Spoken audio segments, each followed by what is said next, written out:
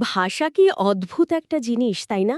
মানে একটা শব্দ এদিক ওদিক হলে পুরো মানেটাই পাল্টে যায়। একদম। বিশেষ করে যখন আইন বা পরীক্ষার মতো খুব নির্দিষ্ট কোনো ব্যাপার আসে। ঠিক তাই।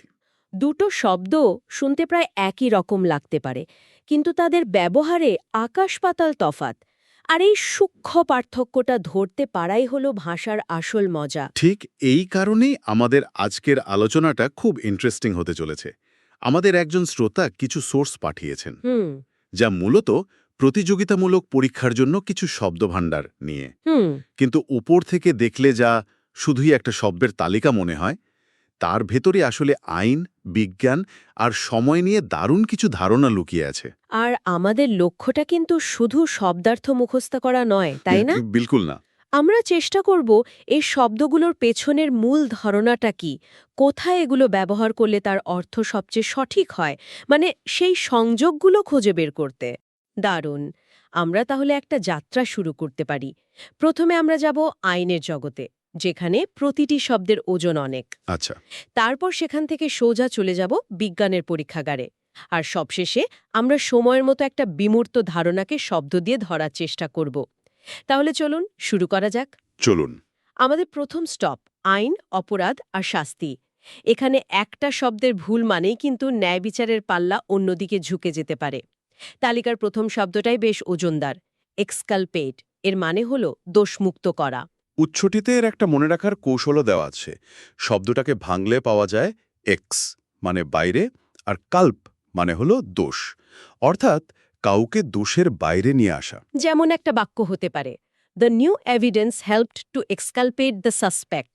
কিন্তু উৎস বলছে এই শব্দটা ভিন্ডিকেট থেকে আলাদা। এখানেই তো আসল মজাটা, তাই না? একদম দুটোই তো একরকম নির্দোষ প্রমাণ করা বোঝাচ্ছে। ঠিক। এখানেই সূক্ষ্ম পার্থক্যটা দেখুন। এক্সকালপেট একটা পুরোপুরি আইনি প্রক্রিয়া। এর মানে হলো আপনার বিরুদ্ধে আনা নির্দিষ্ট অভিযোগ থেকে আপনাকে মুক্তি দেওয়া হলো। আচ্ছা। প্রমাণের অভাবে হোক বা নতুন প্রমাণ পাওয়ায় হোক, আইনত আপনি আর দোষী নন। কিন্তু ভিন্ডিকেট শব্দটার গভীরতা আরও বেশি। কিভাবে? ভিন্ডিকেট মানে শুধু অভিযোগ থেকে মুক্তি পাওয়া নয়, বরং এটা প্রমাণ করা যে আপনি প্রথম থেকেই সঠিক ছিলেন এবং আপনার উপর অন্যায়ভাবে দোষ চাপানো হয়েছিল। ও আচ্ছা। এখানে একটা নৈতিক বিজয় বা সম্মান পুনরুদ্ধারের ব্যাপার আছে। ধরুন, একজন বিজ্ঞানীকে তার তত্ত্বের জন্য সবাই উপহাস করেছিল, কিন্তু বহু বছর পর তার তত্ত্বটাই সঠিক প্রমাণিত হলো। তখন আমরা বলবো হিস্ট্রি ভিন্ডিকেটেড হার থিওরি। বুঝেছি। তার মানে এক্সকালপেট হলো একটা আইনি মুক্তি, আর ভিন্ডিকেট হলো নৈতিক বা ব্যক্তিগত সম্মান পুনরুদ্ধার। এই পার্থক্যটা জানাটা খুব জরুরি। খুবই জরুরি। আচ্ছা, এই দোষ বা নির্দোষিতার ধারণা থেকে আমাদের পরের শব্দে আসা যাক, কন্ডোন। এর মানে হলো কোনো ভুল কাজকে মেনে নেওয়া বা উপেক্ষা করা। হ্যাঁ, এবং এখানেও একটা খুব গুরুত্বপূর্ণ পার্থক্য আছে অ্যাবজলভ শব্দটির সাথে। কন্ডোন করাটা একটা নিষ্ক্রিয় কাজ। নিষ্ক্রিয়। ধরুন, কোনো অফিসের বস জানেন যে তার কর্মীরা মাঝে মাঝে দেরি করে আসে, কিন্তু তিনি কিছু বলেন না। তিনি এই আচরণটাকে কন্ডোন করছেন, মানে দেখেও না দেখার ভান করছেন। এতে এক ধরনের নীরব সম্মতি। তাহলে অ্যাবসলভ কি এর ঠিক উল্টো, মানে একটা সক্রিয় কাজ? ঠিক ধরেছেন। অ্যাবজলভ মানে হলো সক্রিয়ভাবে কাউকে ক্ষমা করে দেওয়া বা তাকে অপরাধবোধ থেকে মুক্তি দেওয়া। এটা একটা আনুষ্ঠানিক বা নৈতিক কাজ। একটা উদাহরণ দেওয়া যায়? যেমন একজন বিচারক কাউকে শাস্তি থেকে অ্যাবজলভ করতে পারেন, অথবা একজন বন্ধু তার আরেক বন্ধুকে কোনো ভুলের জন্য মন থেকে অ্যাবজলভ করতে পারে। এখানে ক্ষমা করার একটা স্পষ্ট ঘোষণা আছে, যা কন্ডোনের নীরবতার মধ্যে নেই। এই সেকশনের একটা শব্দ দেখে আমি বেশ অবাক হয়েছিলাম, কারণ এর দুটো অর্থ একদম বিপরীত। শব্দটা হলো স্যাংশন। হ্যাঁ, এটা একটা মজার শব্দ। এটা কিভাবে সম্ভব যে একটা শব্দের মানে অনুমোদন দেওয়া আবার শাস্তি দেওয়া দুটোই হতে পারে? ইংরেজিতে এই ধরনের শব্দকে কন্ট্রোনিম বলা হয়, মানে যে নিজের অর্থের সাথে নিজে দ্বিমত পোষণ করে। এখানে একমাত্র উদ্ধারকর্তা হলো প্রেক্ষিত বা কনটেক্সট। হুম। যেমন আপনি যদি বলেন the committee sanction the budget, তার মানে কমিটি বাজেট অনুমোদন করেছে। কিন্তু যদি বলেন দি ইউএন ইম্পোজড ইকোনমিক স্যাংশনস, তার মানে হলো শাস্তিমূলক নিষেধাজ্ঞা। বাক্যটা না শুনলে এর আসল অর্থ বোঝার কোনো উপায় নেই। তার মানে আমরা দেখছি যে আইন বা নিয়মকানুনের জগতে একটা কাজকে উপেক্ষা করা মানে কন্ডোন করা থেকে শুরু করে কঠোর সমালোচনা বা ক্যাস্টিগেশনের মতো পর্যায়ে আছে। হুম। কিন্তু যখন কথা বা সমালোচনা যথেষ্ট নয় তখন কি হয়? ঠিক তখনই ব্যবস্থাটা আরও আনুষ্ঠানিক হয়ে ওঠে। আর সেই আনুষ্ঠানিকতার একটা শব্দ হল সাপিনা।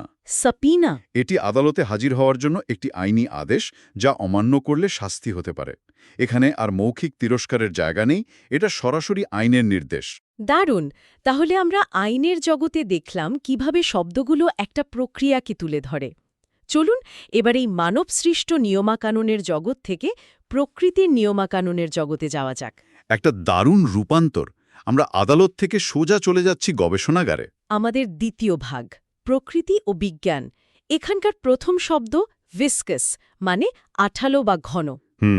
উৎস বলছে ভিক্স মলমের কথা ভাবলেই শব্দটা মনে থাকবে। যেমন মধু জলের চেয়ে বেশি ভিসকাস, কিন্তু এটা টেনিশিয়াস থেকে আলাদা। আমার তো দুটোকেই লেগে থাকা বা দৃঢ় জাতীয় কিছু মনে হয়। এখানেই বিজ্ঞানের সূক্ষ্মতা। ভিসকাস একটা খাঁটি ভৌত বৈশিষ্ট্য, যা তরল পদার্থের প্রবাহে বাধা দেওয়ার ক্ষমতাকে বোঝায়। আচ্ছা। কিন্তু টেনিশিয়াস শব্দটা বেশিরভাগ ক্ষেত্রে রূপক অর্থে ব্যবহৃত হয়। যেমন একজন টেনিশিয়াস রিপোর্টার, যিনি একটা খবরের পেছনে লেগেই থাকেন, সহজে হাল ছাড়েন না। এখানে তার দৃঢ় সংকল্পকে বোঝানো হচ্ছে, তার শারীরিক আঠালো ভাবকে নয়। বুঝেছি। একটা হলো পদার্থের ধর্ম, অন্যটা চরিত্রের। আচ্ছা, পরের শব্দটা হলো পোরাস, মানে ছিদ্রযুক্ত। যেমন দ্য পোরাস ক্লে পট। কিন্তু উৎস বলছে এটা নাকি পারমিয়েবল থেকে আলাদা। এটা কিভাবে সম্ভব? যার মধ্যে ছিদ্র আছে তার মধ্যে দিয়েই তো কিছু প্রবেশ করতে পারার কথা।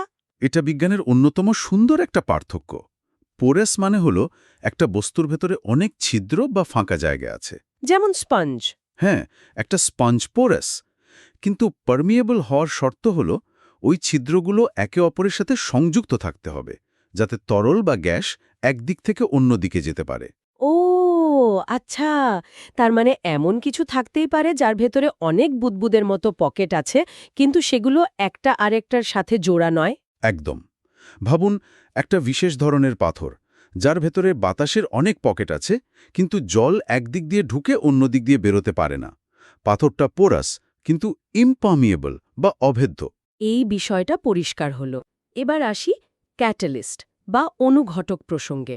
স্কুলের রসায়ন বইতে পড়েছিলাম যা কোনো বিক্রিয়ার গতি বাড়ায় কিন্তু নিজে বদলায় না। হ্যাঁ, আর এই ধারণাটা রসায়নের বাইরে এসে আরও শক্তিশালী হয়ে উঠেছে। ভাবুন, অনুঘটক নিজে অপরিবর্তিত থেকেও একটা বিশাল পরিবর্তন ঘটিয়ে দেয়। ঠিক, সমাজে একজন ব্যক্তি, একটা ঘটনা বা একটা বইও কিন্তু ক্যাটালিস্টের ভূমিকা পালন করতে পারে।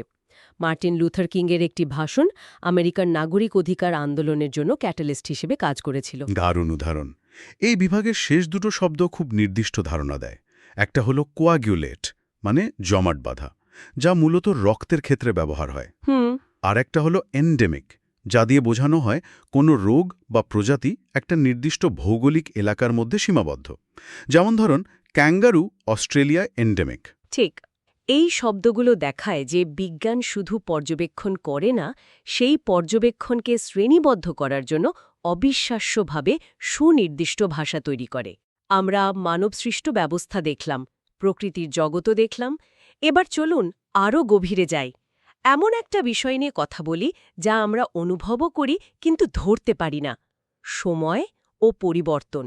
সবচেয়ে বিমূর্ত এবং সম্ভবত সবচেয়ে কাব্যিক ধারণাগুলোর জগৎ। আমাদের তৃতীয় ভাগ, সময় ও পরিবর্তন। প্রথম শব্দ এফিমেরাল, মানে ক্ষণস্থায়ী। যেমন the beauty of A cherry blossom is ephemeral. ক্ষণস্থায়ী বোঝাতে ইংরেজিতে বেশ কয়েকটি সুন্দর শব্দ আছে, আর তাদের মধ্যে পার্থক্যটাও খুব কাব্যিক। এফেমেরাল বলতে সাধারণত এমন কিছু বোঝায় যা খুব সুন্দর, কিন্তু তার জীবনকাল অত্যন্ত সংক্ষিপ্ত। যেমন প্রজাপতির জীবন। টেক বা ভোরের শিশির। অন্যদিকে ট্রানজিয়েন্ট শব্দটির মধ্যে এক জায়গা থেকে অন্য জায়গায় চলে যাওয়ার একটা ইঙ্গিত আছে, যেমন একজন ট্রানজিয়েন্ট অতিথি। আর ইভ্যানেসেন্ট? ইভ্যানেসেন্ট হল যা চোখের সামনেই মিলিয়ে যায়, যেমন ধোঁয়া বা বাষ্প। তার মানে এফেমেরালের মধ্যে একটা মায়া বা সৌন্দর্য জড়িয়ে আছে, যা বাকি দুটোর মধ্যে ততটা নেই। আচ্ছা, পরের শব্দটা বুঝতে আমার একটু সময় লেগেছিল। ইনকোয়েট মানে অপরিণত বা প্রাথমিক। এই শব্দটা শুধু নতুন বোঝায় না, এর মধ্যে একটা অসম্পূর্ণতা আর অগোছালো ভাব আছে। একটা উদাহরণ দিলে হয়তো সহজ হবে। হ্যাঁ, প্লিজ। ভাবুন, আপনি একটা কেক বানাবেন বলে ঠিক করলেন। একটা বাটিতে ময়দা, চিনি, ডিম সবকিছু ঢাললেন, কিন্তু এখনও ফেটানো হয়নি, মেশানো হয়নি। আচ্ছা। ওই যে অগোছালো, সম্ভাবনাপূর্ণ অবস্থাটা, যার কোনো নির্দিষ্ট আকার নেই কিন্তু সব উপাদান উপস্থিত, সেটাই হলো ইনকোয়েট। একটা কেকের ধারণা আছে, কিন্তু ওটা এখনও কেক হয়ে ওঠেনি। এটা দারুণ উদাহরণ, একটা অগোছালো সম্ভাবনা। আমার পরের শব্দটা অবশ্য বেশ পরিচিত, মেটামরফোসিস বা রূপান্তর। শুয়ে পোকা থেকে প্রজাপতি হওয়ার কথাই প্রথম মনে আসে, তাই না? হ্যাঁ, একদম। এবং ওই উদাহরণটাই সবচেয়ে সঠিক, কারণ মেটামরফোসিস মানে শুধু পরিবর্তন নয়, এটা একটা সম্পূর্ণ রূপান্তর। এটা মিউটেশনের মতো ছোটখাটো জেনেটিক পরিবর্তন নয়, এটা হলো সত্তার আমূল পরিবর্তন। এই বিভাগের শেষ দুটো শব্দ সময়কে নিয়ে আমাদের ধারণাকে চ্যালেঞ্জ করে। প্রথমটা হলো প্রিকারসার, মানে পূর্বসূরি, যা কোনো কিছুর আগমনের পূর্বাভাস দেয়। যেমন কালো মেঘ বৃষ্টির প্রিকারসর। ঠিক, এটা সময়ের স্বাভাবিক নাগালো বা ক্রমকে নির্দেশ করে। কিন্তু পরের শব্দটা অ্যানাক্রোনিজম ঠিক এর উল্টো কাজটা করে। ঠিক বলেছেন, অ্যানাক্রোনিজম মানে সময়ের সাথে বেমানান কিছু। আমার এটা দেখলেই কোনো ঐতিহাসিক সিনেমার কথা মনে পড়ে, যেখানে হঠাৎ কোনো চরিত্রের হাতে একটা ডিজিটাল ঘড়ি দেখা গেল। একেবারে ঠিক। অ্যানাক্রোনিজম হল সময়ের নিয়ম লঙ্ঘন করা। তাই প্রিকারসর যেখানে সময়ের ক্রমকে সম্মান করে, অ্যানাক্রোনিজম সেখানে সেই ক্রমকে ভেঙে দেয়। অসাধারণ। আইনের জগৎ থেকে বিজ্ঞানের ল্যাব, আর সেখান থেকে সময়ের বিমূর্ত ধারণা, অনেক পথ ঘুরে এলাম। এবার আলোচনার শেষ পর্যায়ে উৎসের সবচেয়ে গুরুত্বপূর্ণ অংশটা আরেকবার ঝালিয়ে নেওয়া যাক। এটাই আসল পরীক্ষা। চলুন কয়েকটা গুচ্ছ শব্দ একবারে দেখে নিই। প্রথমে আইনের শব্দগুলো। এক্সকালপেট বনাম ভিন্ডিকেট বনাম অ্যাবসলভ। আমার যা মনে আছে, এক্সকালপেট হলো আইনি মুক্তি, ভিন্ডিকেট হলো সম্মানসহ নিজেকে সঠিক প্রমাণ করা, আর অ্যাবসলভ হলো ব্যক্তিগত বা নৈতিক ক্ষমা। একদম নিখুঁত। এবার বিজ্ঞানের জগৎ থেকে ভিসকাস বনাম টেনেশাস। ভিসকাস হলো পদার্থের আঠালো ভাব, আর টেনাশিয়াস হলো চরিত্রের দৃঢ়তা বা নাছোড়বান্দা মনোভাব। দারুণ। আর সময় নিয়ে শব্দগুলো। এফেমেরাল বনাম ট্রানজিয়েন্ট বনাম এভেনেসেন্ট। এফেমেরাল হলো সুন্দর কিন্তু ক্ষণস্থায়ী, ট্রানজিয়েন্ট হলো অস্থায়ী বা ভ্রাম্যমাণ, আর এভেনেসেন্ট হলো যা চোখের সামনেই মিলিয়ে যায়। চমৎকার। এবার শেষ এবং সবচেয়ে গুরুত্বপূর্ণ গুচ্ছটা, প্রিকারসর বনাম প্রোটোটাইপ বনাম হারবেঞ্জার। হারবেঞ্জার শব্দটাও তো পূর্বসূরি বোঝায়, তাহলে পার্থক্য কোথায়? এটা তো উৎসতে ছিল। হারবেঞ্জার শব্দটার মধ্যে কি একটা নেতিবাচক বা অশুভ ইঙ্গিত থাকে? ঠিক তাই। কালো মেঘকে আমরা বৃষ্টির প্রিকারসর বলতে পারি, কিন্তু যুদ্ধকে প্রায় দুর্ভিক্ষের হারবেঞ্জার বলা হয়। হারবেঞ্জার শব্দটি সাধারণত কোনো খারাপ কিছুর আগমনের পূর্বাভাস দেয়। দেখুন, একটা মাত্র শব্দের পরিবর্তনে পুরো বাক্যের মেজাজটাই বদলে গেল। এই নির্ভুলতাই হয়তো শক্তিশালী যোগাযোগের আসল চাবিকাঠি। আজকের আলোচনাটা মাত্র কয়েকটি শব্দ দিয়ে শুরু হয়েছিল, কিন্তু এখন মনে হচ্ছে এগুলো আসলে আমাদের চারপাশের জগৎকে আরও পরিষ্কারভাবে দেখার জন্য এক একটা চশমার মতো। আমি এর সাথে শুধু একটা জিনিস যোগ করব। এই তালিকাটা আমাদের দেখায় যে বিশেষায়িত ক্ষেত্রগুলো নিজেদের প্রয়োজনে কতটা নিখুঁত ভাষা তৈরি করে। কিন্তু সবচেয়ে মজার ব্যাপার হলো, ক্যাটালিস্ট বা মেটামরফোসিসের মতো কিছু ধারণা নিজেদের জগৎ থেকে বেরিয়ে এসে আমাদের সাধারণ শব্দভাণ্ডারে মিশে যায়। আর তাতে আমাদের নিজেদের অভিজ্ঞতা বর্ণনা করার ভাষাও আরও সমৃদ্ধ হয়। একদম। উচ্ছ্বতিতে শব্দ মনে রাখার জন্য নানা রকম কৌশল বা মেমোনিক্স দেওয়া ছিল, কিন্তু আজকের আলোচনার পর মনে হচ্ছে আসল কৌশলটা হয়তো শব্দ মুখস্থ করা নয়, বরং শব্দগুলোর মধ্যেকার সম্পর্ক আর সংযোগটা খুঁজে বের করা। এটা একটা প্রশ্ন তুলে দেয়, তাই না? প্রকৃত জ্ঞান আসলে কি? তথ্য মনে রাখা নাকি সংযোগ তৈরি করতে পারা?